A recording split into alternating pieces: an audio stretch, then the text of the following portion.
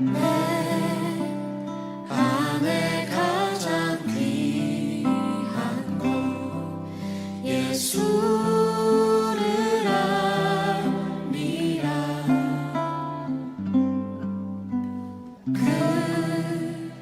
금보다 더 귀한 것 예수를 아니라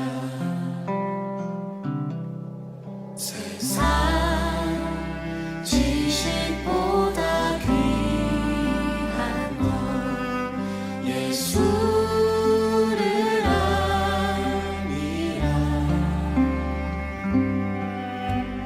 내 안에 가장 귀한 것 예수를 아니라 예수의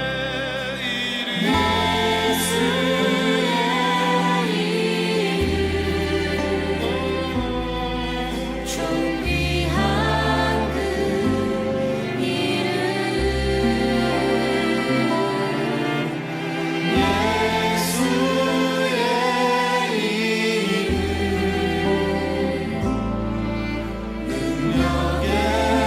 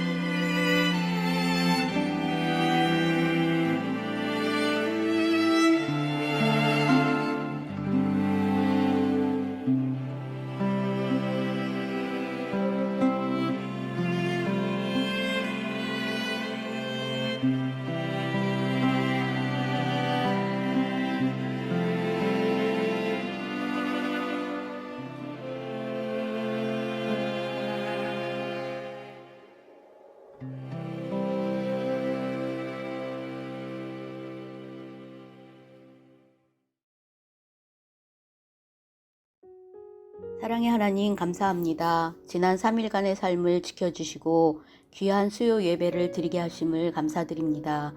함께 모여 예배를 드리지 못하지만 이렇게 온라인으로 예배를 통해 기도와 말씀을 듣게 하여 주시니 참으로 감사드립니다.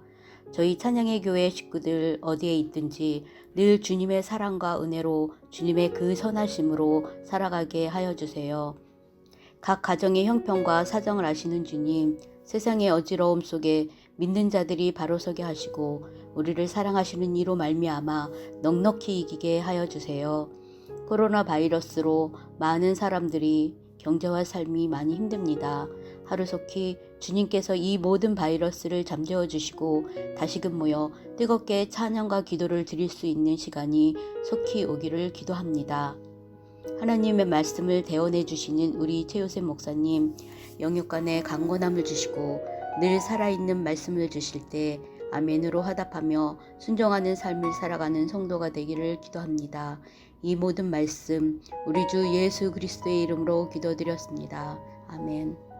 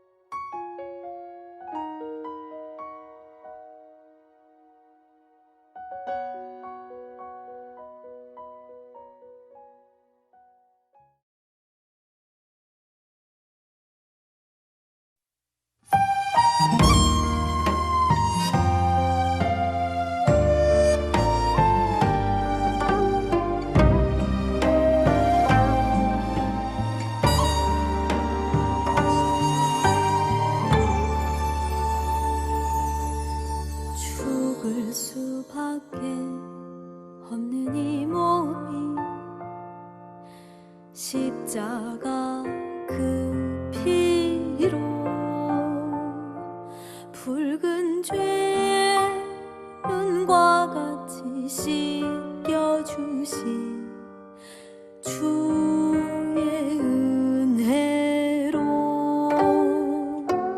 오늘도 살아가리. 십자가 나 굳게 붙들고 주님만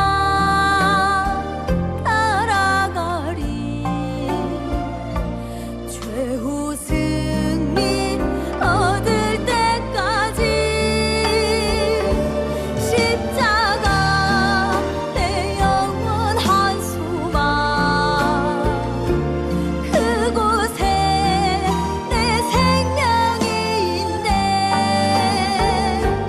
주보혈 흘리신 그 십자가 영원한 사랑의 약속. 십자가 내 가슴에 안고 주님만 나 노래하리라. 이 생명 그 피로 내게 주신 주님의 은혜라.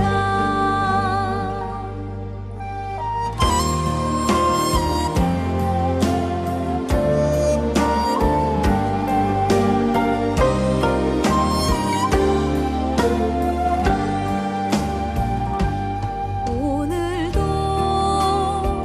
살아가리. 십자가 나 굳게 붙들고 주님만 따라가리. 최후 승리 얻을 때까지 십자가 내 영원한 소망. 그곳에 내 생명이 있네. 주보혈 흘리신 그 십자가 영원한 사랑의 약속. 십자가 내 가슴에 안고 주님만 나 노래하리라. 이 생명 그 피로 내게 주신 주님의 은혜라. 이 생명 그 피로 내게 주신 주님의 은혜라. 죽을 수밖에 없는 이 몸이 십자가 그 피로.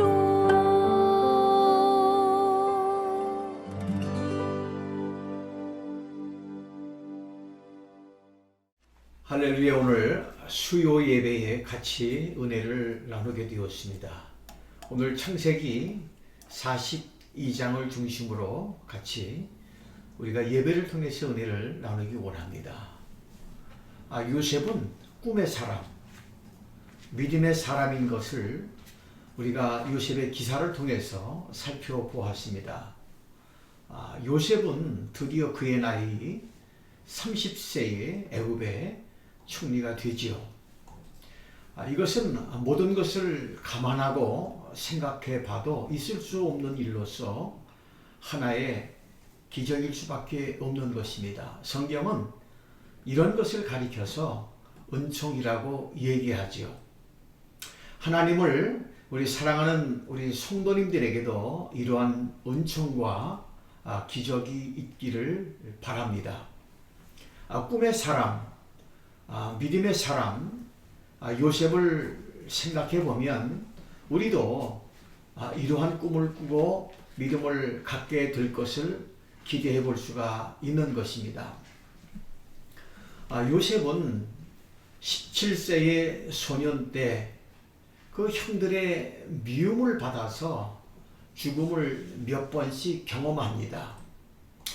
하루아침에 고아처럼 버려진 요셉, 그리고 나쁜 여자의 모함을 받아서 억울하게 감옥 생활로 20대를 보냈던 요셉. 이러한 최악의 상황 속에서도 요셉은 어떻게 영광스러운 애굽의 총리 대신이 될 수 있었을까요? 이것은 하나님께서 오늘 여러분들에게 주시고자 하는 메시지가 요셉의 이 사건을 통해서 담겨 있는 겁니다.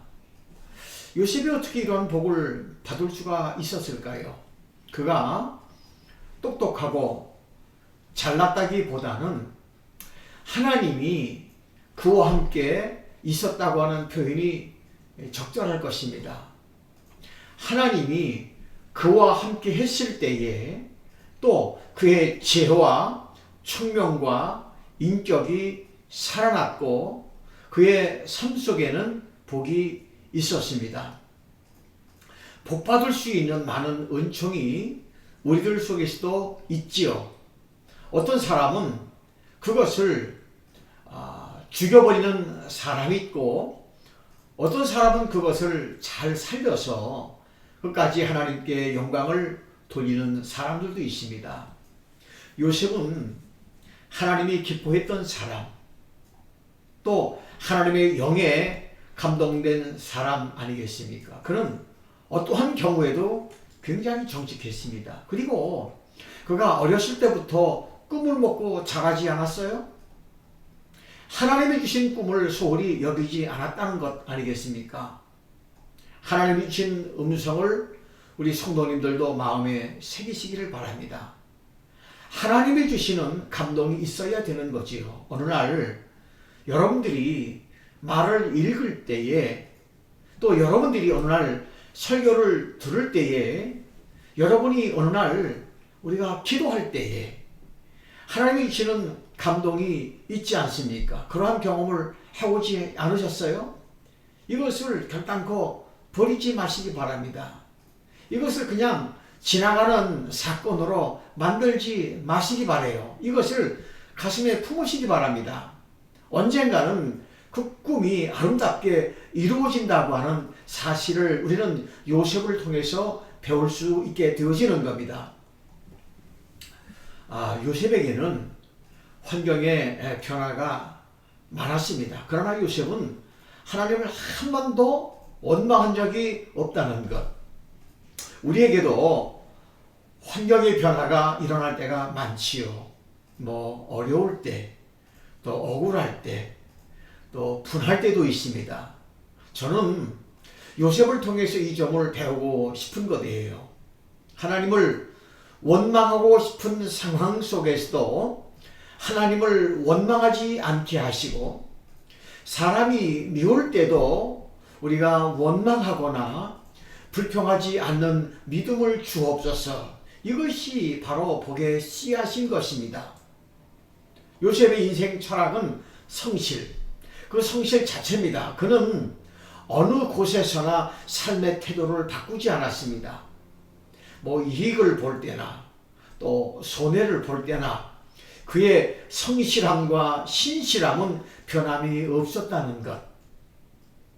여러분, 꿈을 가진 사람에게는 고난이 옵니다. 그러나 동시에 기회도 온다는 것.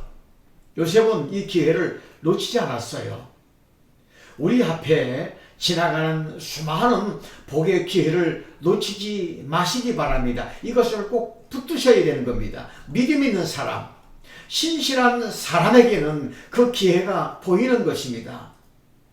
요셉에게는 하나님께서 특별한 복을 요셉에게 주셨어요. 명철함과 지혜 아니겠습니까? 왜 명철했을까요? 영이 맑고 깨끗하기 때문이었습니다. 하나님과 가까이 하는 사람은 영이 깨끗한 거예요. 이 맑은 사람은 사물을 분명하게 보는 겁니다. 하나님은 이러한 사람들에게 세상 사람들이 갖지 못하는 명철함과 또 세상 사람들이 이해할 수 없는 이해력을 주시는 겁니다. 이 명철함과 지혜는 요셉이 바로 왕의 꿈과 술 맡은 관원장과 떡 맡은 관원장의 꿈을 명쾌하게 해석할 수 있는 능력이었다는 것. 그런 의미에서 저는 우리 성도님들에게 오늘 인터넷 예배 자리에 함께 하시는 모든 분들에게 성령님께서 주시는 명철함과 지혜가 흘러 넘치기를 축원합니다. 요셉의 또 다른 특징은 복잡하지 않았다는 거예요. 저는 오늘 여러분들이 단순해지시기를 바랍니다. 내면에 내용이 없다고 하는 것 아니지요. 내용은 깊은데 단순해요. 많은 일을 하는 데에 단순하다고 하는 것. 요셉은 30세에 총리 대신이 되었지만 변함이 없었습니다. 그의 인격에도 흔들림이 없었던 것 아니겠습니까? 그리고 그가 높아졌다고 교만하지 않았고 낮아졌다고 해서 비굴하지 않았다는 겁니다. 그가 감옥에 있을 때나 또 총리 대신이 되었을 때나 그의 모습은 똑같았어요.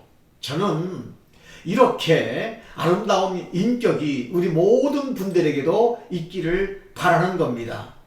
요셉이 총리 되신 이후에 꿈에 계시된 대로 이제 7년째 풍년이 오지 않습니까?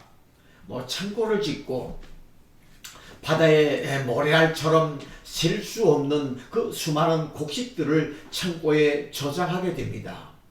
꿈의 예언대로 7년 풍년 뒤에 그 다음에 어떻게 됐습니까? 7년 흉년이 오지 않았어요? 요셉은 이 흉년이 오자마자 애굽 사람들에게 창고를 이제 열어서 준비한 양식을 공급하기 시작합니다. 아무리 무서운 흉년이라고 해도 준비된 사람 또는 기도하는 사람에게는 고통이 아닌 거예요. 재앙이라고 하는 것은 준비되지 않은 사람에게 주어지는 것 아니겠습니까? 이제 기근은 애굽 땅에만 있었던 것이 아닙니다. 주변의 모든 나라에게도 이 기근은 동일하게 적용되었다고 하는 것. 창세기 41장 이제 57절을 한번 같이 보시도록 하겠습니다.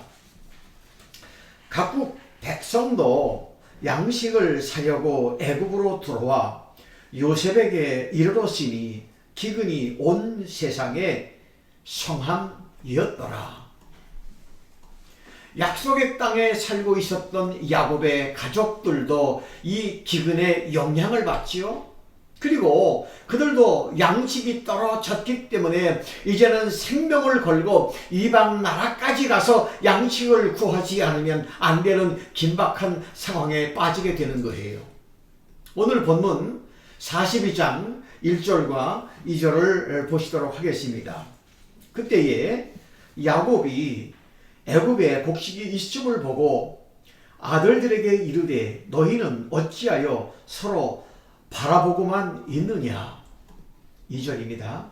야곱이 또 이르되 내가 들은즉 저 애굽에 곡식이 있다 하니 너희는 거기로 가서 거기서 우리를 위하여 사오라. 그러면 우리가 살고 죽지 아니하리라 하네. 야곱이 살고 있던 땅에 극심한 가뭄이 생겨서 애굽에 가서 양식을 사오지 않으면 안 될 그 상황이라고 하는 것을 알 수 있잖아요. 그런데 여기서부터 하나님의 오묘한 섭리가 시작이 되는 겁니다. 기근이 있다고 하는 것이 무슨 의미가 있겠습니까? 그러나 이 사건이 하나님의 손에 주어지면서부터 놀라운 섭리가 이제 되는 것을 보게 되는 겁니다. 하나님은 그 무서운 기근을 이용하셔서 형들이 요셉을 만나게 하는 계기로 만들어 주지요. 이것은 요셉도 또 요셉의 형들도 전혀 생각하지 못했던 의외의 사건입니다. 3절에서 이제 5절 말씀을 보겠습니다. 요셉의 형 10사람이 애굽에서 곡식을 사려고 내려갔으나 4절입니다. 야곱이 요셉의 아우 베냐민은 그의 형들과 함께 보내지 아니하였으니 이는 그의 생각에 재난이 그에게 미칠까 두려움이었더라. 5절입니다.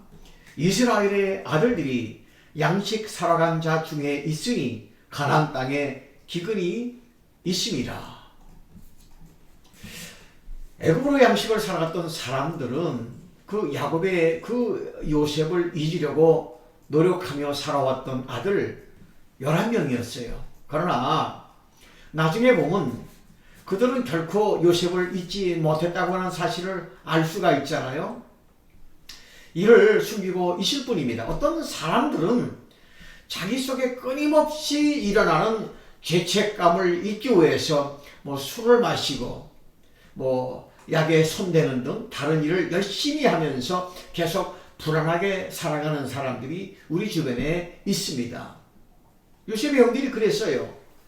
야곱은 그 요셉의 동생 그 베냐민을 잃을까봐 두려워서 그를 애굽으로 보내지 않습니다. 우리는 야곱의 모습을 통해서 아들을 잃어버린 그 아버지의 상처가 이렇게 크다고 하는 것을 알 수가 있습니다.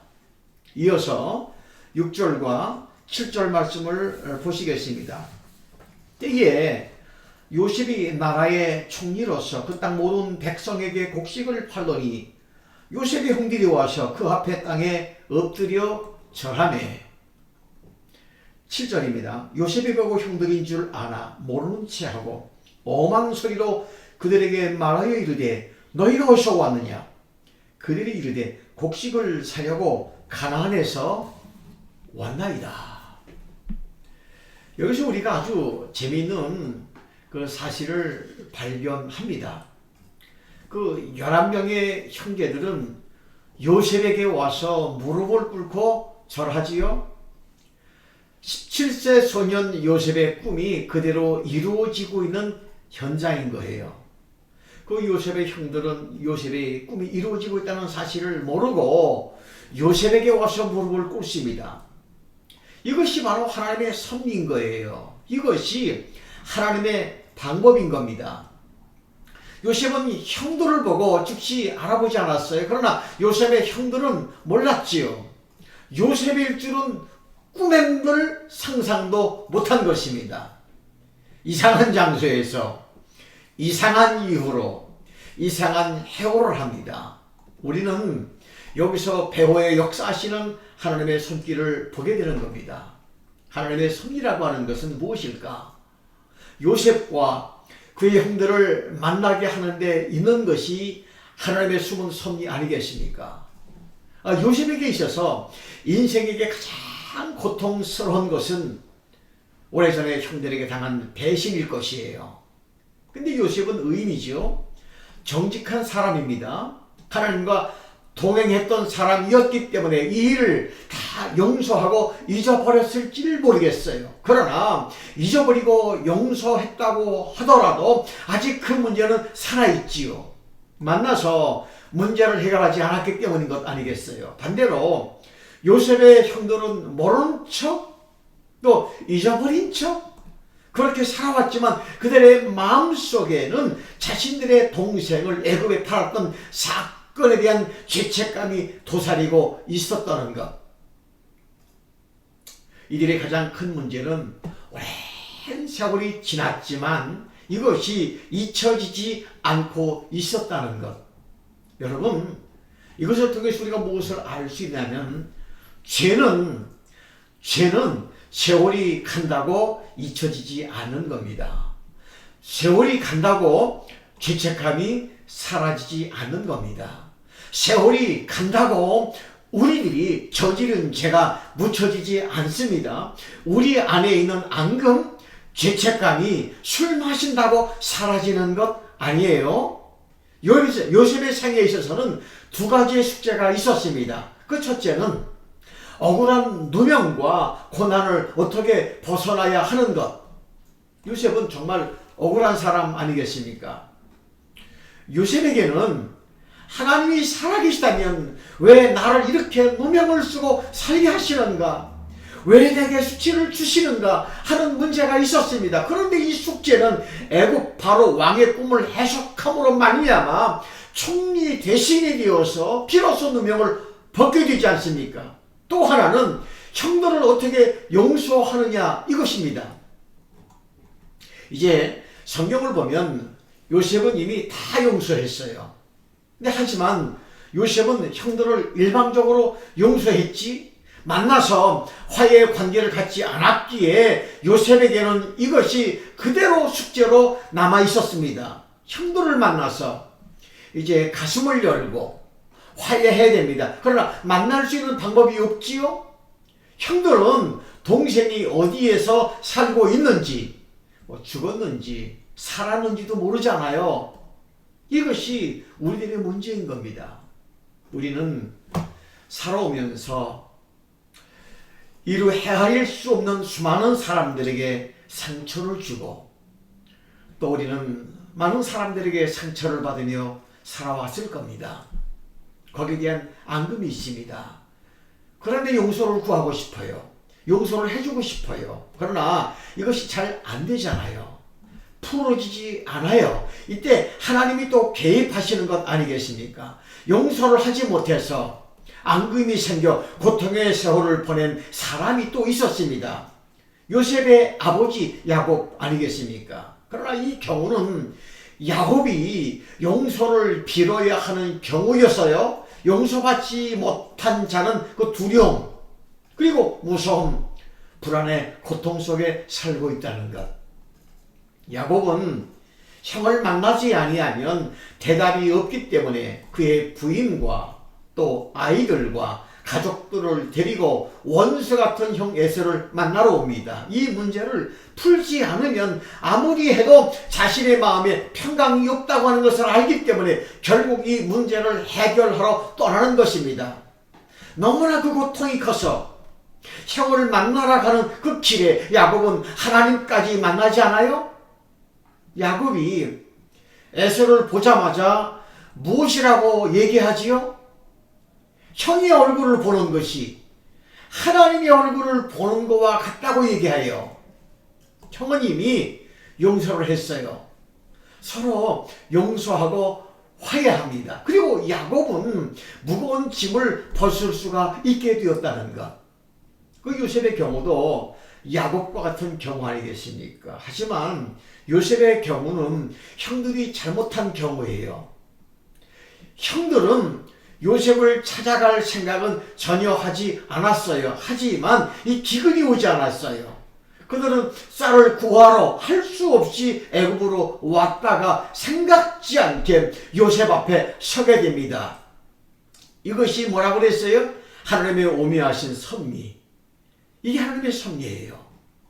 우리 인간의 지성과 인간의 상식과 머리로서는 계획할 수 없는 놀라운 하나님의 간섭이 거기 있습니다. 우리가 신앙생활을 할 때 보면은 우리가 예측할 수 없고 상상할 수 없는 섭리들이 수없이 우리 앞에 펼쳐져 있는 것을 경험하며 살아옵니다. 이것이 바로 만남이라고 하는 것.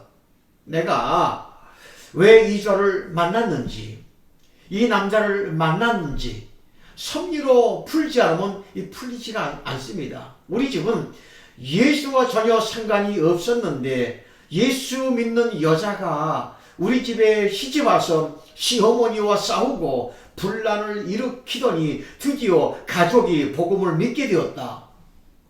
이런 것이 우리는 섭리인 겁니다. 이것은 사실 우리 인간의 지성과 또 경험으로 이해하기 어렵지요. 이제 이것을 알고 나면 눈시울이 뜨거워지고 가슴이 벅차오르는 그러한 감격을 우리가 해오지 않았습니까? 그리고 지나온 자신의 고통과 방향의 의미를 알게 되어집니다. 그때는 몰라요. 지나고 나면 거기에 하나님이 간섭하시고 하나님의 섭리가 있음을 우리가 깨닫게 되는 겁니다. 요셉은 형들이 만나러 오는 것을 깨닫지를 못했지만 이미 하나님의 섭리는 시작되고 있었습니다. 우리는 여기서 하나님께서는 자연 현상을 이용하셔서 당신의 구원의 역사를 만드신다는 것을 알 수가 있습니다. 때로는 지진과 또 기근과 전쟁을 이용하시기도 하고 모든 재앙을 하나님이 이용하시기도 하잖아요. 요셉의 형들은 꿈에도 요셉을 이러한 자리에서 만날 것이라고 생각하지를 못했어요. 바로 우리가 그런 것 아니겠습니까? 요셉을 구렁텅이에 집어넣고 애굽에 가는 상인들에게 판 것처럼 우리는 하나님을 멀리 떠나서 죄책감을 가지고 살아가고 있습니다. 그 요셉의 형들이 이 문제를 피해보고 싶고 또 잊고 싶었던 것처럼 죄 가운데 빠진 인간들은 때로는 하나님을 잊고 싶고 모든 것을 포기하며 살고 있습니다. 그러나 요셉의 형들이 매일 밤 알 수 없는 불안과 초조함에 사로잡힌 것들처럼 사람들은 그 왠지 모르게 불안해해요. 하나님이 기근을 통해서 요셉에게로 그 요셉의 형들을 몰고 가는 것처럼 하나님은 나를 예수님 앞으로 몰고 가고 계시는 것. 그런데 그분이 예수님인 줄 모르는 거예요. 그분이 하나님의 아들인 줄 몰랐다고 하는 것. 마치 그 요셉의 형들이 그 요셉이 애굽의 총리인 줄 이해할 수 없고 상상할 수 없었던 것처럼 자신들 앞에 요셉이 있었지만 요셉을 몰랐던 것처럼 내 앞에 예수님이 계셨고 하나님의 아들이며 나의 구원자가 계셨지만 몰랐다고 하는 것. 이 두 관계가 얼마나 비슷한지는 모른다고 하는 것. 8절을 우리가 한번 보시도록 하겠습니다. 8절 말씀입니다. 요셉은 그 형들을 알아보았으나 그들은 요셉을 알아보지 못하였더라. 요셉은 형들을 금방 알아봤어요. 하나님은 여러분들을 금방 아세요. 여러분들이 하나님을 모를 뿐이에요.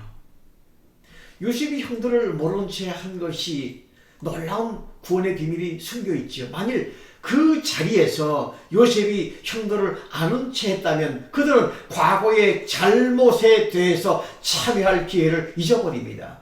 그들이 참회하기도 전에 내가 당신을 용서했습니다라고 하면 그들은 과거를 깊이 참회할 복을 잊어버리게 되는 것 아니겠어요? 요셉이 그들을 용서했다고 말하면 형들은 그 말을 믿지 않고 아니 저놈이 언제 나에게 보복하나라고 하는 생각을 가질 수가 있지요. 이럴 가능성이 매우 많은 겁니다. 요셉이 형들을 아는 채 하지 않음으로 말미암아 형들이 자신의 과거를 돌이켜보게 하고 마음속 깊은 곳에서 회개와 참회를 하게 하는 기회를 만들어주는 것. 이것이 얼마나 중요한 일입니까? 사랑하신 여러분들이 회개하기 전에 하나님이 내 죄가 용서했다고 하시면 그 사람은 참회의 기회를 잊어버리고 정말 하나님 앞에 돌아와 눈물을 흘리며 감격하며 기뻐할 수 있는 기회를 놓쳐버리는 것이에요. 근데 하나님은 우리를 구원하시고 용서하시면서도 우리로 하여금 깊은 참회와 또 회개와 내 인생에 대한 반성을 하면서 하나님의 은혜에 감격하게 하는 그러한 과정을 만들어 가시는 것. 우리가 이 비밀을 알지 못하면 하나님은 바로 나를 골통막이시나? 빨리 해결해 주시지. 왜 이렇게 뜸을 들이시나? 이러한 생각을 하게 되는 겁니다. 그러나 이것을 우리가 한번 가만히 생각해 보면 그 하나님의 깊은 사랑이 그 안에 있다고 하는 것. 사랑하신 여러분, 회개를 다 하셨다고 생각하십니까? 우리가 얼마나 회개를 못했는지, 회개를 안 했는지조차도 모를 정도가 아닙니까? 근데 요셉은 형들을 압박하기 시작해요. 9절에서 13절 말씀을 같이 보시도록 하겠습니다.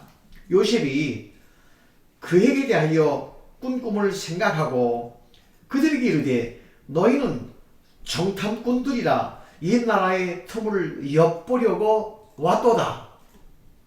10절입니다.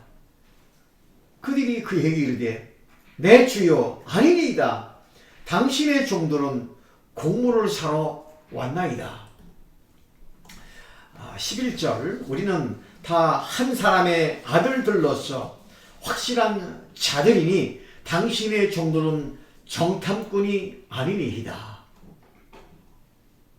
12절 요셉이 그들에게 이르되 아니라 너희가 이 나라의 틈을 엿보려고 왔느니라. 13절입니다. 그들이 이르되 당신의 종 우리들은 12 형제로서 가나안 땅 한 사람의 아들들이라 막내 아들은 오늘 아버지와 함께 있고 또 하나는 없어졌나이다. 요셉은 형들을 아주 정탐꾼으로 몰아붙여서 형들이 진실을 말하게 하는 것, 그렇게 보여집니다. 그래서 형들의 말들은 진실입니다. 고난을 겪으면 진실은 통하게 되는 겁니다. 압력을 받으면요 진실이 나오게 됩니다. 요셉은 계속 정탐꾼으로 몰아붙이죠. 14절을 한번 보시겠습니다. 요셉이 그들에게 이르되 내가 너희에게 이르기를 너희는 정탐꾼들이라 한 말이 이것이니라.